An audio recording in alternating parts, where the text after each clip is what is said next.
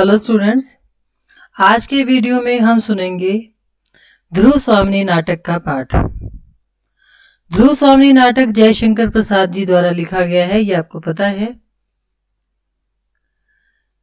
ध्रुव स्वामिनी नाटक बच्चों एक ऐतिहासिक नाटक है और ये जिस समय में लिखा गया था उस समय देखिए लेखक की जो कल्पना है, वो उसकी जो सोच है कि ध्रुव स्वामिनी इस नाटक की नायिका है, ठीक है ना।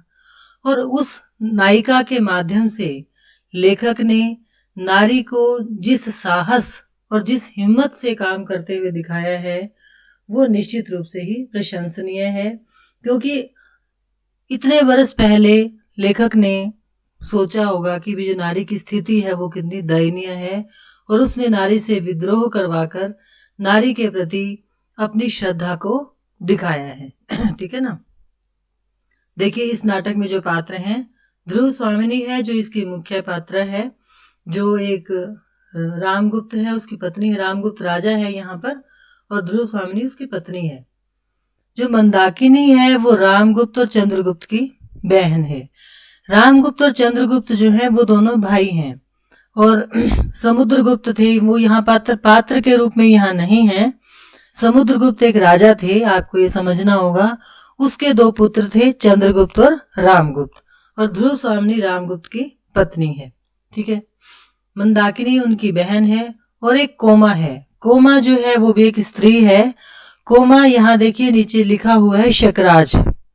शकराज एक राजा है, वो उसकी पत्नी है कोमा, ठीक है। शिखर स्वामी जो है वो रामगुप्त के दरबार में एक, ये कह लीजिए उसको मतलब मुख्य एक मंत्री है वहां पर, जो मतलब जैसे राजा के दरबार में एक व्यक्ति होता है ना जिसकी सारी बातें मानी जाती हैं, अमात्य उसको यहाँ कहा गया है, ठीक है। खिंगिर एक पुरोहित है, वो भी रामगुप्त के दरबार में ही रहता है, पुरोहित है। शकराज आप समझिए एक राजा है, वो दूसरे पक्ष का राजा है, और कोमा उसकी पत्नी है। एक खिंगिल है जो शकराज का दूत है, वो शकराज का संदेश लेकर दूसरे राज्य में जाता है।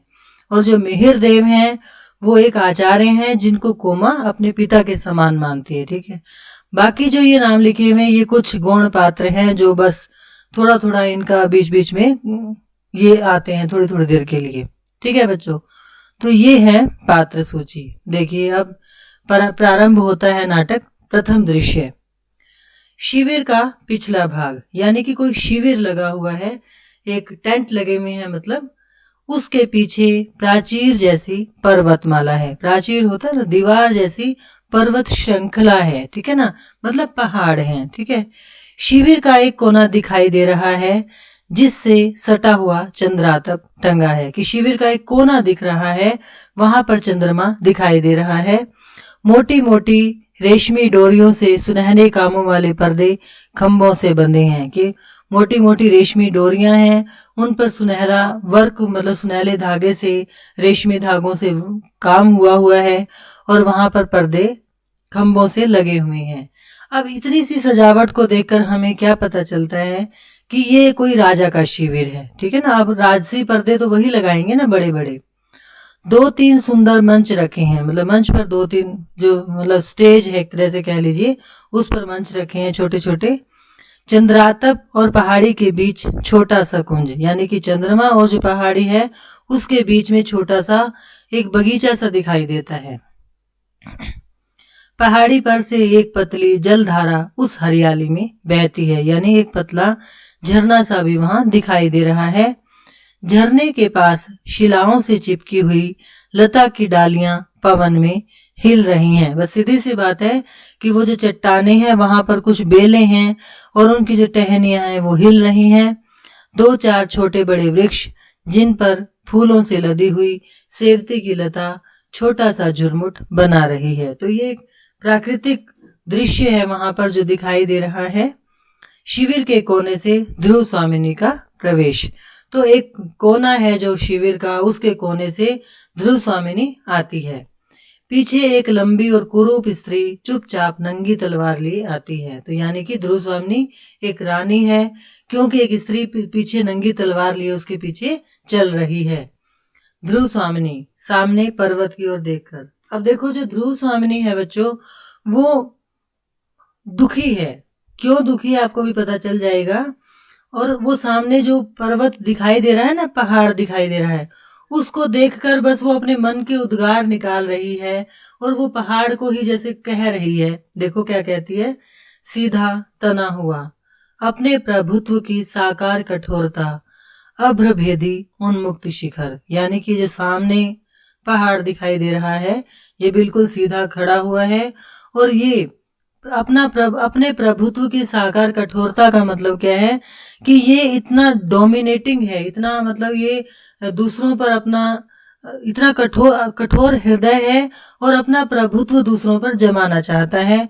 अभ्रभेदी उन्मुक्त शिखर, और इन क्षुद्र कोमल निरीह लताओं और पौधों को इसके चरणों में लौटना ही चाहिए न।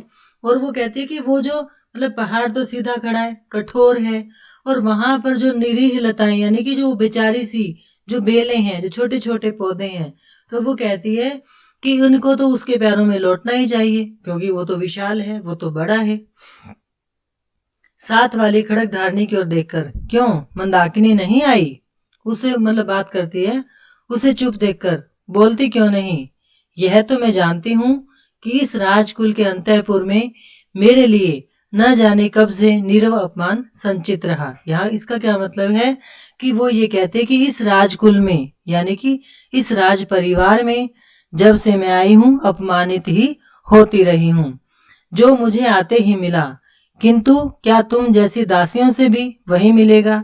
यानी कि जब वो दासी को कुछ बोलती है ना तो दासी कुछ जवाब नहीं देती तो उसको गुस्सा आता है और वो कहती है कि इस महल में तो मेरा अपमान होता ही रहा है, क्या तुम भी मेरा अपमान करोगी। इसी शैल माला की तरह मौन रहने का अभिनय तुम न करो, बोलो। कहते कि जैसे ये पहाड़ चुप हैं वैसे तुम भी चुप हो, ये नाटक मत करो, कुछ बोलो। वह दांत निकाल कर विनय प्रकट करती हुई कुछ और आगे बढ़ने का संकेत करती है, लेकिन वो जो है ना दासी वो कुछ नहीं बोलती, बस चुप रहती है। अरे यह क्या मेरे भाग्य विधाता, यह कैसा इंद्रजाल। उस दिन राज महापुरोहित ने कुछ आहुतियों के बाद मुझे जो आशीर्वाद दिया था, क्या वह अभिशाप था। यानी कि जब मेरा विवाह हुआ था, ऐसा वो सोच रही है कि राज पुरोहित ने कुछ आहुतियां दी फिर मुझे आशीर्वाद दिया, तो वो क्या था, अभिशाप। इस राज के अंतःपुर में सब जैसे एक रहस्य छिपाए हुए चलते हैं, बोलते हैं और मौन हो जाते हैं, क्योंकि जो ध्रुव स्वामिनी है उसको किसी ने भी अपनाया नहीं है। यानी कि अपनेपन से कोई भी ध्रुव स्वामिनी से बात नहीं करता और वो हमेशा दुखी रहती है और फिर वो सोचती है कि उसका विवाह उसके लिए क्या अभिशाप था। खड़क धारणी विवशता और भय का अभिनय करती हुई आगे बढ़ने का संकेत करती है। अब वो जो दासी है ना, अब क्योंकि वो राजा की भेजी हुई दासी है तो वो विवश है, कुछ नहीं बोलती और वो आगे बढ़ने के लिए इशारा कर देती है। तो क्या तुम मूक हो, तुम कुछ बोल न सको, मेरी बातों का उत्तर भी न दो, इसलिए तुम मेरी सेवा में नियुक्त की गई हो। वो फिर प्रश्न करती है क्योंकि वो दुखी है, उससे कोई बोलता ही नहीं। अब कोई व्यक्ति पदवी तो हो उसकी रानी की और कोई उससे बात ना करे, उसको गुस्सा तो आएगा ही। अब उसको गुस्सा आ जाता है तो वो कहती है भी तुझे ना बोलने के लिए ही क्या मेरे पास रखा गया है, यह असह्य है। कहती मुझसे सहन नहीं होता। इस राजकुल में संपूर्ण मनुष्यता का एक भी निदर्शन न मिलेगा क्या। यानी कि पूरे इस राज घराने में यानी पूरे राजमहल में एक भी मनुष्य नहीं है। जिधर देखो कुबड़े बौने हिजड़े गूंगे और बहरे हैं, यानी कि सभी के सभी लोग नकारा हैं, जिनका कोई जीवन में कोई लाभ नहीं है। मतलब चिढ़ती हुई ध्रुव स्वामिनी आगे बढ़कर झरने के किनारे बैठ जाती है। खड़क धारणी भी इधर उधर देखकर ध्रुव स्वामिनी के पैरों के समीप बैठती है। खड़क धारणी सशंक चारों ओर देखती हुई, देवी प्रत्येक स्थान और समय बोलने के योग्य नहीं होता। तो वो देखो अब जो है ना वो खड़क धारणी बोलती है और वो उसको क्या कहते हैं कि हर जगह नहीं बोला जाता, कभी कभी मौन रह जाना बुरी बात नहीं है। मुझे अपनी दासी समझिए, अवरोध के भीतर मैं गूंगी हूं। यानी कि जब तक मुझे सही स्थान और सही समय ना दिखाई दे तब तक मैं आप ये समझ लीजिए कि गूंगी ही हूं। यहाँ संदिग्ध न रहने के लिए ऐसा ही करना पड़ता है। यानी कि शक हमारे ऊपर ना जाए इसलिए चुप ही रहना पड़ता है। ध्रुव स्वामी, अरे तो क्या तुम बोलती भी हो? पर यह तो कहो, यह कपट आचरण किस लिए कि भी अभी तो तुम गूंगी थी, अब तुम बोल रही हो, ऐसा क्यों कर रही हो? खड़कधारिणी, एक पीड़ित की प्रार्थना सुनाने के लिए। कुमार चंद्रगुप्त को आप भूल न गई होंगी। ध्रुव स्वामिनी उत्कंठा से, वही ना जो मुझे बंदी बनाने के लिए गए थे। तो देखिए ये क्या है यहाँ पर अब कि जो चंद्रगुप्त है वो रामगुप्त का भाई है, छोटा भाई, ठीक है। और ध्रुव स्वामिनी रामगुप्त की पत्नी है। लेकिन चंद्रगुप्त ही ध्रुव स्वामिनी को, जब ध्रुव स्वामिनी की स्थिति क्या है कि ध्रुव स्वामिनी के पिता ने ध्रुव स्वामिनी को रामगुप्त को उपहार के रूप में दिया था, ठीक है ना। तो रामगुप्त जो है, मतलब वैसे तो रामगुप्त के पिता को दिया था, लेकिन रामगुप्त से उसका विवाह हो गया। और जब ध्रुव स्वामिनी अपने पिता के राज्य से इस राज्य में आ रही थी तो चंद्रगुप्त उसको रथ पर बिठा कर लाए थे, ठीक है ना। तो अब वो खड़कधारिणी जो है ना, अब बाद में क्या हुआ कि चंद्रगुप्त को भी बाद में रामगुप्त ने बंदी बना लिया, ठीक है। और ध्रुव स्वामिनी क्या कहती है कि वही ना जो मुझे बंदी बनाने के लिए गए थे। अब वो बंदी, मतलब ये वर्ड, ये शब्द जो है वो व्यंग्य के रूप में प्रयोग करती है। खड़कधारिणी दांतों से जीभ दबाकर, यह आप क्या कह रही हैं? उनको तो स्वयं अपने भीषण भविष्य का पता नहीं, प्रत्येक क्षण उनके प्राणों पर संदेह करता है। उन्होंने पूछा है कि मेरा क्या अपराध है? ध्रुव स्वामिनी उदासी की मुस्कुराहट के साथ, अपराध मैं क्या बताऊं? तो क्या कुमार भी बंदी हैं? यानी कि अब ध्रुव स्वामिनी को पता चला है कि रामगुप्त ने चंद्रगुप्त को भी बंदी बनाया हुआ है। खड़कधारिणी, कुछ कुछ वैसा ही है देवी। राजा धीराज से कहकर क्या आप उनका कुछ उपकार कर सकेंगी? तो वो जो दासी है वो कहती है कि भी तुम तो राजा की पत्नी हो, तुम राजा को कहो कि चंद्रगुप्त का उद्धार करे, उसको छोड़ दे। तो ध्रुव स्वामी देखिए क्या कहती है, भला मैं क्या कर सकूंगी, मैं तो अपने ही प्राणों का मूल्य नहीं समझ पाती। अब देखिए ध्रुव स्वामी की कोई बात रामगुप्त सुनता तो है नहीं, है ना। तो वो कहते हैं मेरे को तो अपना ही नहीं पता, मैं चंद्रगुप्त की क्या सहायता करूंगी। मुझ पर राजा का कितना अनुग्रह है यह भी मैं आज तक न जान सकी, कि मैं तो यही नहीं जानती रामगुप्त मुझे रानी मानता भी है या नहीं मानता। मैंने तो कभी उनका मधुर संभाषण सुना ही नहीं, यानी कि रामगुप्त ने कभी मुझसे दो मीठे बोल भी नहीं बोले। विलासिनियों के साथ मदिरा में उन्मत्त, उन्हें अपने आनंद से अवकाश कहाँ। तो देखिए जो रामगुप्त है वो ऐसा ही है, वो विलासी है, शराब में डूबा रहता है, या फिर जो वैश्याएं हैं उसके राज्य में उनके साथ डूबा रहता है और उसको रानी की कोई परवाह नहीं है। खड़कधारिणी, तब तो अदृष्ट ही कुमार के जीवन का सहायक होगा। तो कहती है भी भगवान ही सहायता करेगा उसकी। उन्होंने पिता का दिया हुआ स्वत्व और राज्य का अधिकार तो छोड़ ही दिया, उसके साथ अपनी एक अमूल्य निधि भी। तो फिर वो देखिए यहाँ पर वो क्या कहती है कि चंद्रगुप्त ने अपना अधिकार छोड़ा, अपना राज्य छोड़ा और साथ में अपनी एक अमूल्य निधि। अमूल्य निधि क्या? ध्रुव सामने पूछती है, अपनी अमूल्य निधि वह क्या? खड़कधारिणी, वह अत्यंत गुप्त है देवी, किंतु प्राणों की भीख मांगते हुए कह सकूंगी। ध्रुव सामने कुछ सोचकर, तो जाने दो, छिपी हुई बातों से मैं घबरा उठी हूँ। हाँ, मैंने उन्हें देखा था, वह निरभ्र प्राची का बाल अरुण। आह, राज चक्र सबको पीसता है, पिसने दो, हम निस्सहायों को, दुर्बलों को पिसने दो। यानी कि उसको चंद्रगुप्त का वो चेहरा याद आता है, वो बड़ा कोमल सा चेहरा उसके मन में आ जाता है। लेकिन फिर वो कहती है कि भाई ये राज चक्र है, इसमें जो कोमल लोग होते हैं ना उनको ऐसे ही पिसना होता है, क्योंकि वो दुर्बल होते हैं, कमजोर होते हैं। जैसे मैं पिस रही हूँ वैसे चंद्रगुप्त भी पिस रहा है।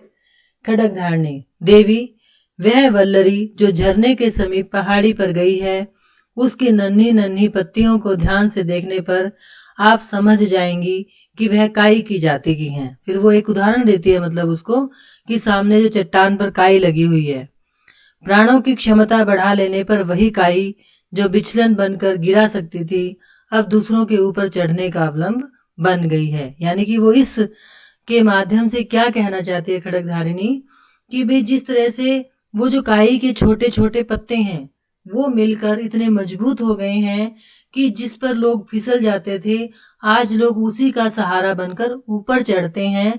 ठीक वैसे ही यदि कमजोर लोग इकट्ठे हो जाएं, तो वो भी ताकतवर बन सकते हैं। ध्रुव स्वामिनी आकाश की ओर देखकर, वह बहुत दूर की बात है। आह, कितनी कठोरता है। मनुष्य के हृदय में देवता को हटाकर राक्षस कहाँ से घुस आता है। फिर वो सोचती है, मतलब जो मनुष्य है वो कितना कठोर हो जाता है ना कभी कभी। अब मनुष्य को तो मनुष्य ही होना चाहिए, उसमें पता नहीं राक्षस कहाँ से घुस आता है। कुमार की स्निग्ध, सरल और सुंदर मूर्ति को देखकर कोई भी प्रेम से पुलकित हो सकता है, किंतु उन्हीं का भाई आश्चर्य। यानी कि उसको लगता है कि चंद्रगुप्त तो इतना कोमल, इतना सुंदर है कि उसको देखकर तो कोई भी उससे प्यार करेगा, लेकिन उसका खुद का भाई उसका दुश्मन है। यह आश्चर्य की बात है। खड़गधारणी, कुमार को इतने से ही संतोष होगा कि उन्हें कोई विश्वास पूर्वक स्मरण कर लेता है।